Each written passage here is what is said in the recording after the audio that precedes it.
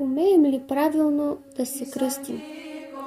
Един от най-важните отличителни белези на православния християнин е осеняването с кръстния знак – прекръстване или кръстене.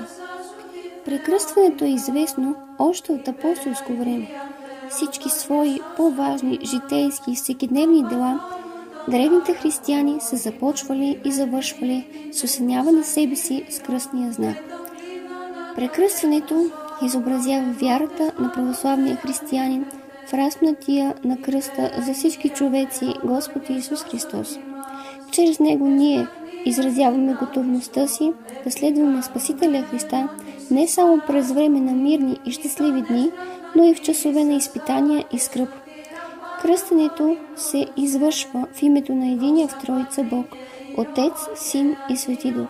Затова, когато се прекръстваме, ние казваме: в името на Отца и Сина и Светия Дух. Амин. Умеем ли да се кръстим? Правилно ли се осеняваме с този спасителен знак на Божието милосърдие? Прекръстването става последния начин. Свиваме във върховете изравнените 3 първи пръсти, палец, показалец и среден на дясната ръка, а останалите 2, безимен и малък, прибираме към дланта.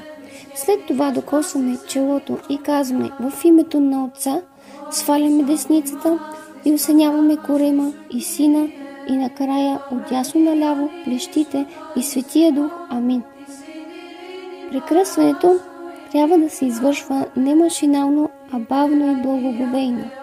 Нека да разясним и смисъла на кръстното осеняване.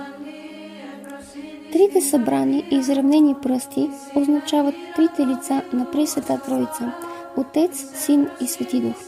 Двата прибрани към дланта – божествената и човешката природа на Господа Иисуса Христа. Сина Божий, станал човек заради нашето спасение. Прекръстваме се с дясната, а не с лявата ръка, защото се спаси разбойникът, разпнат от дясно на Исуса Христа, а не разбойникът от ляво на Христовия кръст. Освен това, на страшния съд праведниците ще бъдат поставени от дясно на Бога в рая, а грешниците от ляво в ада.